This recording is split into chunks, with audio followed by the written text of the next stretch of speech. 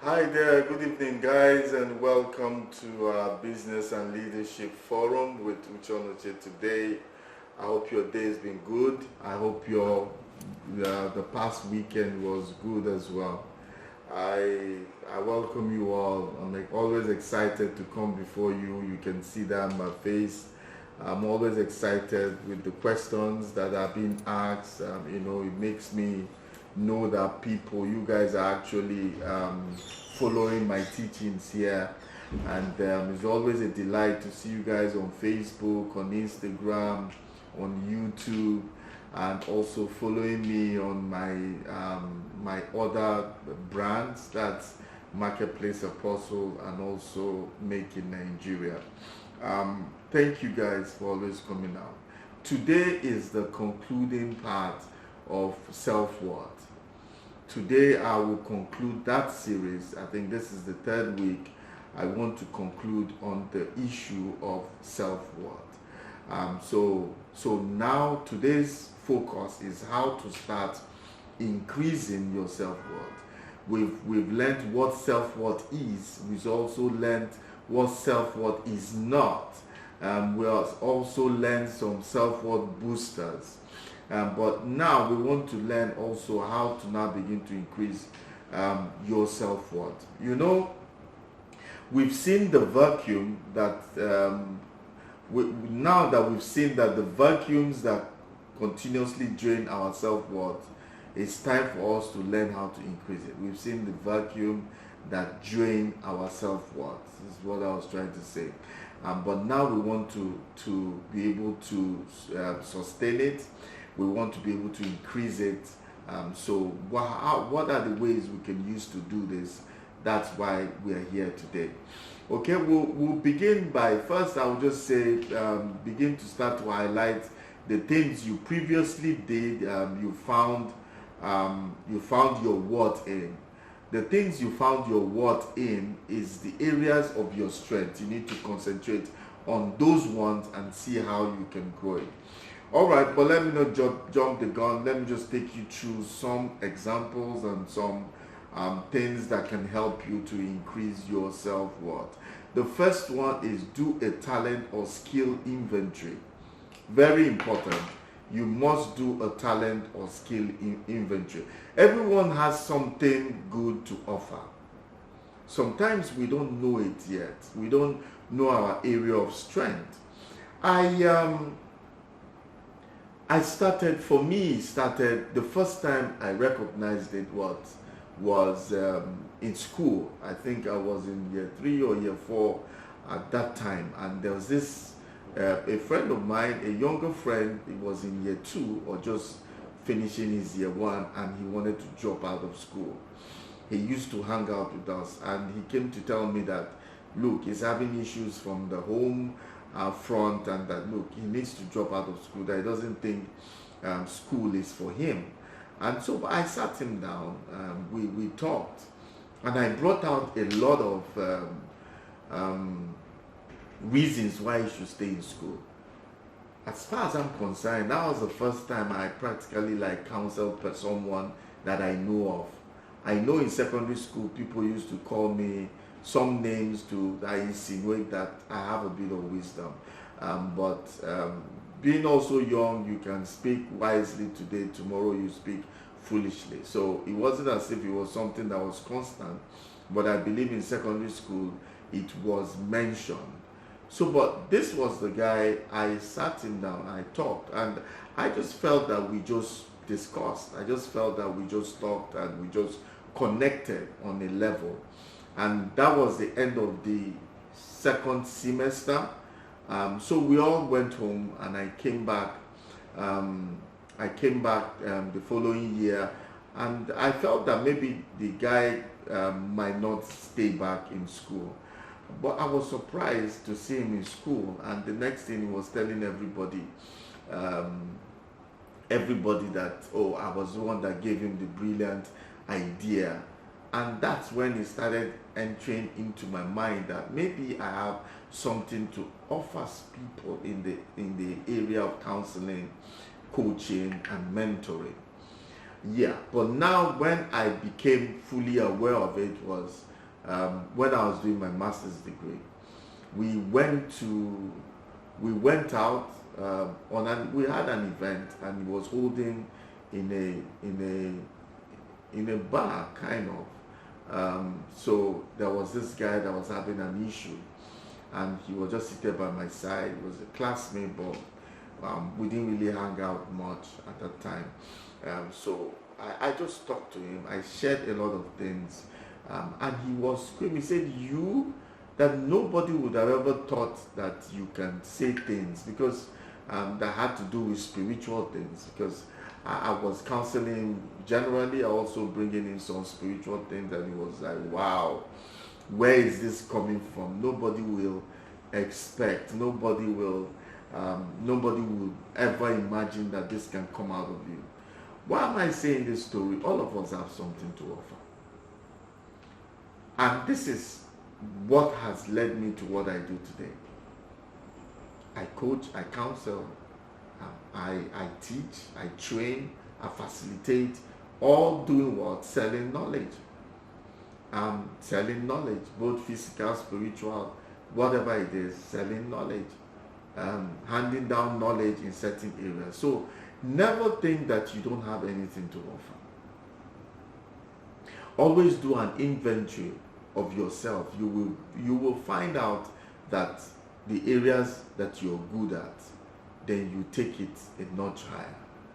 You see, human beings possess and can learn, let me tell you, mind-blowing abilities. You have no idea the things that you can, the things that can happen to you. You have no idea the things that you can learn, or under pressure, the things that you can do. We have no idea whatsoever. So sometimes we all have something to put out there. Do an inventory. I call it, well, we all know SWOT analysis. And for those of us that don't know SWOT analysis, it's an analysis of your strength, your weakness, opportunities, and threats. But let us just look at weakness, strength and weaknesses, and see how far that will take us as regard to this presentation. I always tell people when I teach and when I facilitate, please, you must do a SWOT analysis, at least the first two. Find your area of strength. Where are the places that you are strong, that you do effortlessly, that you have a desire, a penchant to do, and you don't need any preparation to do that. Those are your areas of strength. Then you also should know your areas of weakness. I know my areas of weakness. So when I want to employ someone, for an instance, I will employ you in the area of my weakness, not in the area of my strength. And if I'm employing you in the area of my strength, is because I need a PA, I need someone that might be able to run a department eventually. I know where my strengths are, and I know where to put you. If I see that you have the kind of strength I have, I know where to put you. But largely, I'm looking for people around me that have strength in my area of weakness, so they can complement me, and I also can complement them in their area of weakness. So, and it all starts with, what can I offer? Take stock of your skills and your gift settings. What can I offer? We all have something that we can offer. We all have something, and that's where you start increasing your self-worth. The more you know, the more confident you become. The more you can do, the more confident that you become. What are those cool things that you do effortlessly? This is what makes you who you are. Where I draw strength from is I have different areas where I teach, and when I teach, I'm excited about it.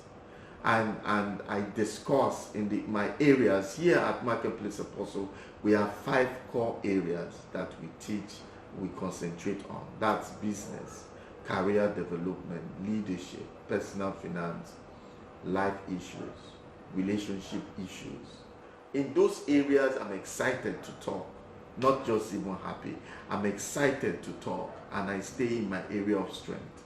The things we do at Marketplace Apostle revolves around my areas of strength, but not my areas of strength alone. We do other things that are not my area of strength, but I have people that can fill up those things. Find those things that you do effortlessly. Begin to build, develop your talents along that line, and build a business. I will tell you, build a business and earning around the areas of your strength. It makes sense to build a business around your area of strength, because that is the God-given talent and skills and gift that God has given to you to profit in that area of your strength. When you identify these abilities, your strength, you know what? They will suppress your weaknesses and give voice to your strength. If you don't have the area of your strength noted, what it means is that you cannot give voice to the area of your strength. And if you cannot give voice to the area of your strength, people will not be able to know exactly what you can do for them. They will not be able to know exactly where you fit in the scheme of things. They will not be able to know where to place you, how to use you, where to use you. And if they don't know that, you might not be able to profit from your gift and your talents. So it's important you do a talent and a skill inventory. Another way you can begin to increase your self-worth is, listen, you need to pardon yourself. We all make mistakes. You have to forgive yourself for all your shortcomings. If you don't forgive yourself, you continually live in the past. And the past has something. The past does something to you. It keeps drawing you back. The past keeps drawing you back. It keeps restraining you. It keeps restraining you because you always think, oh, how should I do this? Hope I will not fall like I fell the last time. I will not make the mistakes. Look, pardon yourself and realize that we all make mistakes, but we have to keep going on. Learn from your mistakes. The people that succeed are the people that actually learn from their mistakes. Not the people that never made mistakes, but the people that learned from their mistakes. We all make mistakes. Mistakes are pointers to success. Really. They are pointers to success, because when you fail, at least you now know that this is not the right way to succeed. So it points you, then it has to be opposite. If you fail in this direction, then you know it has to be this direction. So at least you know where to go. If you keep feeling guilty and ashamed of your failures, you will never have a healthy sense of self-worth. Let me repeat it again. If you keep feeling guilty and ashamed of yourself, what you used to do, what you used to be, you will never have a healthy sense of self-worth. Forgive yourself. You messed up. Forgive yourself. You've learned something, but move on. Move on. Keep forging ahead. And don't let your past slow you down. Because if you dwell on your past for so long, you'll be stuck in one particular place. Somebody listening to me is stuck because you're stuck because you have never been able to forgive yourself of the past. You've never been able to forget the past, and you get stuck. But it's time for you to move on. It's time for you to say, yes, I made a mistake. I should have been more careful. I lost a lot because I trusted someone. Yeah, you will still trust again, but you can't have a healthy sense of self-worth if you have guilt hovering around you, or being ashamed, of your past. They don't help at all. Okay, another way that you can begin to increase your self-worth is by taking risks. The only reason you haven't done something great for yourself is that you are still wondering whether or not you should do it. People are risk averse. They don't want to do anything. No, I can't risk this. Let me hold this. If you're that type of person that you're not willing to try something else, you're not willing to try something new, you will not be able to have a healthy self-worth. Why? Because you will not be able to know what you can do. When you try something new that looks very difficult and you succeed at it, it's like a self-worth booster. You say, wow, so you mean I can actually do this? But if you don't try, you will never know what you can do and what you cannot do. You will never know why. You will never know if you can do something, rather, if you don't try. So those that don't take risk might not really have a healthy self-worth, because they never know what they can do. They are always calculative. They don't want to take risk. Risk is part of life. Being born is a risk. Some children die at childbirth. Some mothers die at childbirth. So becoming pregnant is a risk. Going out every day, even to the mall to buy things, is a risk. You can be hit by a car. Anything can happen. Moving around in our society is a risk in itself. But are you saying you're not going to move ahead because of these things? Okay, you've been hurt. Are you saying you will not love again because of the past hurt? You have to take a risk. To love is a risk. And I tell people, if you cannot say you don't want to be vulnerable. People that are not ready to be vulnerable in relationships are people that are not totally present in a relationship. And why do they do that? They were hurt before. So they just have one leg in and hoping to see if they can bring in the other leg. But what it means is that it might take you many years to do that, if at all you will do it. So what do I mean? I'll just tell you, what do I mean is you need to take risks so you can find love again, you can start the business again, you can earn again. The more you get these victories, no matter how small, because I call them victories, you do things that you couldn't do before. Celebrate that victory.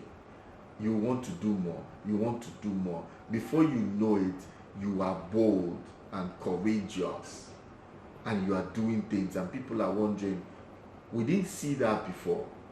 It's because you decided, I'm not going to just lie down in the trenches and begin to cry that all things are going bad for me. I need to come out, and I need to take risk. If you take risk, there's a healthy sense of self-worth around you, and it's good because you want to do more. See, never be afraid to take risks to become a better version of yourself. You can never discover the next level, the next version of yourself, until you decide to take a risk. Take a risk in business. Take a risk in getting a job. Take a risk in finding a partner. Take a risk in traveling. Some people don't like to leave their state, their region. They don't even like to leave their country. If the need arises, or if the opportunity arises, why don't you take a bold step? You never know what you can find at the other end. Stop doubting your abilities and go for it. Stop doubting your abilities. Doubt limits self-worth. Because when you doubt, you don't feel that you will be able to make it. And because of that, you will truly not have a healthy self-worth, because you always have that thing that will hinder you on the inside of you that is keeping you back. If you don't succeed on your initial try again. Get up and do great things. At least try. It's better that you tried and you failed than you didn't try at all. And most people that try and try hard enough, many times, sometimes, they usually succeed. So take risk. It helps you. It helps increase your self-worth. Another thing that helps increase your self-worth is self-love. You need to love yourself. Accept yourself for who you are. See, I'm not tall. I'm not a tall person, so I need to be able to accept. Well, I'm a tall person, I don't like it. You need to accept yourself for who you are. You need to love yourself. I know that there are certain things I want. Oh, I wish I had a beautiful voice to sing like a bird. But I can't sing like a bird. But I think I can sing. And God hears my song. God is not intimidated by cracked voices.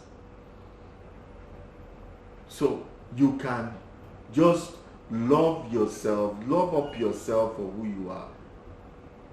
And for me, I always concentrate on my area of strength. And I always put forward my area of strength. Because if I begin to think about my area of weakness, you look as if God made a mistake in creating you the way you are. But God didn't make a mistake. He put both positive and negative, good and bad, and in us. And when I say bad, it's not that bad, like weakness in us. So we all have that weakness. That's what makes us human. Because if we didn't have weaknesses, then we are spirit beings. But that is, love yourself for who you are. If you have negative qualities, work on becoming a better person. Never make the mistake of living in denial. There are some things about weaknesses that I've realized. There are some weaknesses you can overcome if you try. Like speaking to you today, I never thought I would be able to speak. It was a weakness.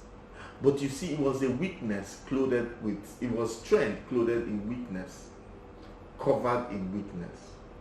And the day I decided that I know that my calling has to do with speaking, even though I wasn't born like that, and I decided to do it, doing it has helped me to come out. Doing it has helped me to overcome what I thought was weakness. So there are some weaknesses that you can overcome, but some you cannot. And the ones you cannot, come alongside people that is their area of strength. For me, I will even advise young people, which I do, try to marry people that you're opposite and people that are strong in your areas of weakness. There are some things I can't do without my wife, because in some areas where I'm weak, she's strong. So we are like tag team partners, and that makes it work out. See, don't live in self-denial. I'm not saying never make the mistake of living in self-denial.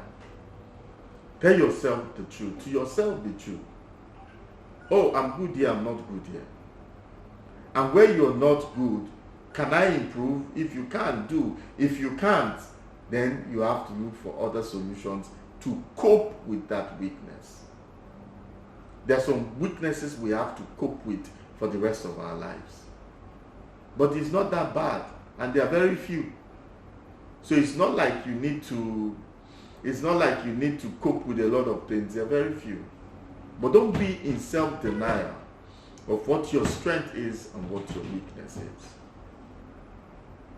You will only be denying your freedom, really. If you're in self-denial and you are not able to ascertain what is your strength and weakness, you are denying yourself of freedom. Freedom to excel in the things that you can excel. Freedom to be yourself in the things that you're good at, because you have never done that assessment before. Okay, another thing that can help you increase your self-worth is surround yourself with healthy people. healthy attracts healthy. You know, when I say healthy people, people with healthy self-worth, you know what? Because they will rub off on you. Their positive sides will rub off on you. Example, if you don't read much and you begin to hang out with people that read a lot, after a while, you might say, let me just give it a shot. Let me just try it. And that's where it starts. Healthy habits can be rubbed off as well as negative ones. So stay with people that have healthy habits. Their habits will rub off on you. When you stay with the wise, you become wise. When you stay with the poor, you might end up being poor. When you stay with the rich, you become rich, because the things they say, after a while, you will start trying those things and you become like them. When you stay with the rich, you begin to think like them. And once you think like them, it's only a matter of time you become like them. So surround yourself with people that have healthy self-worth. Okay? Surround yourself with people with the change you want to see. I think it's Mahatma Gandhi that says, be the change you want to see. But here I'm saying to you, surround yourself with the change you want to see. That thing you want to become. Surround yourself with people that on the way to it or have already become that thing. When you surround yourself with, there's an energy that will come from them. You need all those type of energy around you. The I can do energy. When you stay with the wise, believe me, you start being wise. And when you stay with people that have accomplished, on the way to accomplishing things, and that have accomplished things, you will begin to think like them after a while. You begin to think like them after a while. So I'll say to you, surround yourself with people like that. Be with people who have overcome the doubts, who have overcome doubts in their lives, and who have decided to make a change in their lives, have achieved things. Surround yourself with this kind of people, and you know what? You will excel as well. Yeah, it's crucial for everyone to lead healthy lives, physically, emotionally, socially, mentally, and otherwise, by evaluating their self-worth.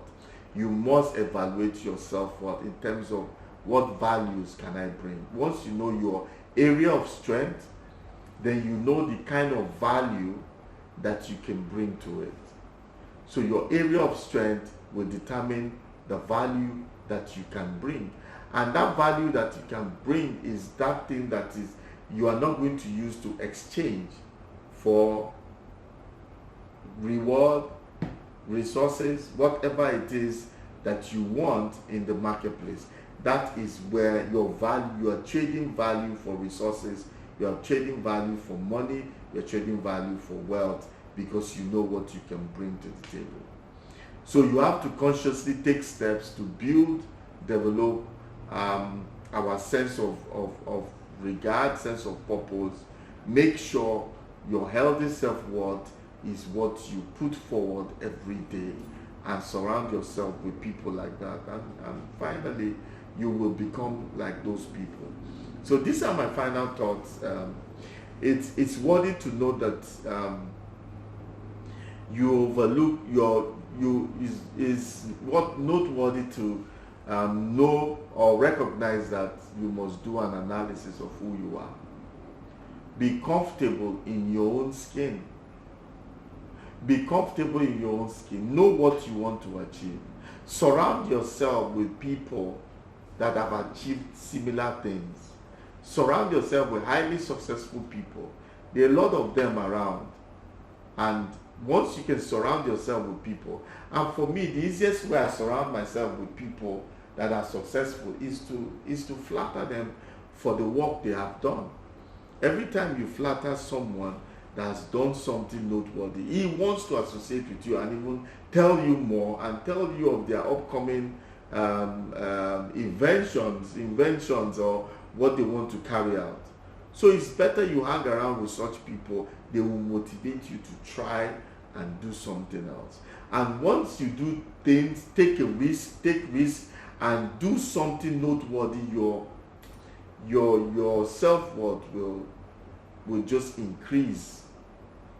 It will just increase. So I just want you to think about it. Do an inventory of yourself. Do an inventory of your gifts and talents. Make sure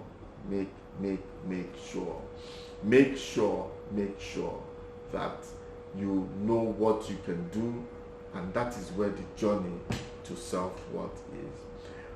Thank you guys for coming out this evening to listen to the concluding part.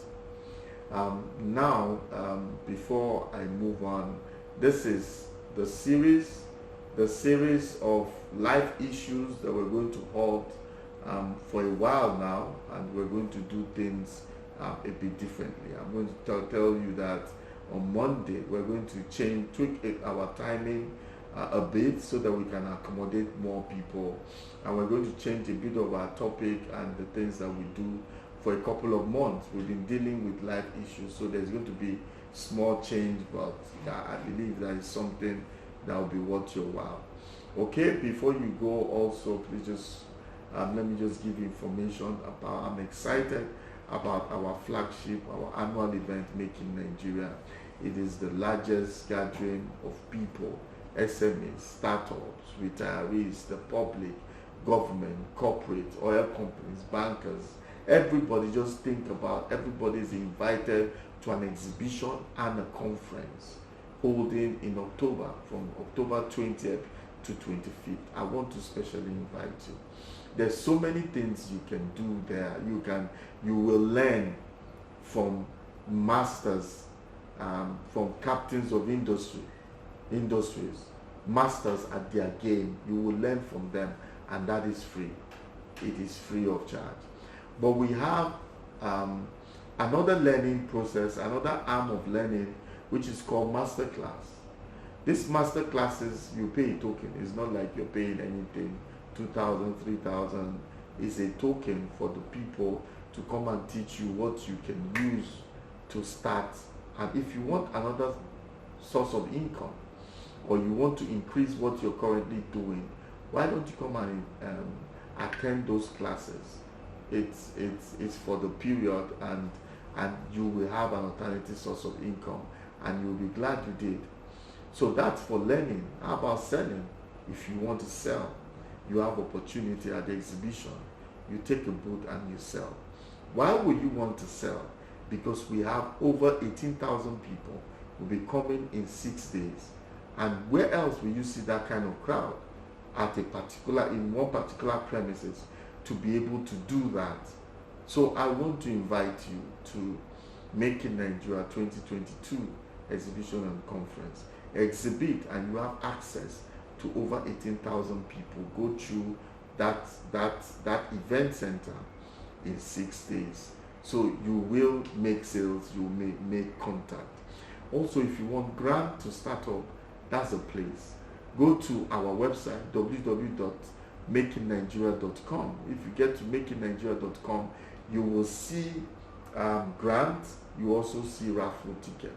With grant, you fill the form, and when you fill the form for the grant, you stand a chance of winning a grant. What you will now do next, we'll get in touch with you, then you will give us your business plan. If your business plan passes the test, then what happens is that you will now have, once your business plan goes through, you can now pitch for the grant, and you will, if you're successful, you win the grant.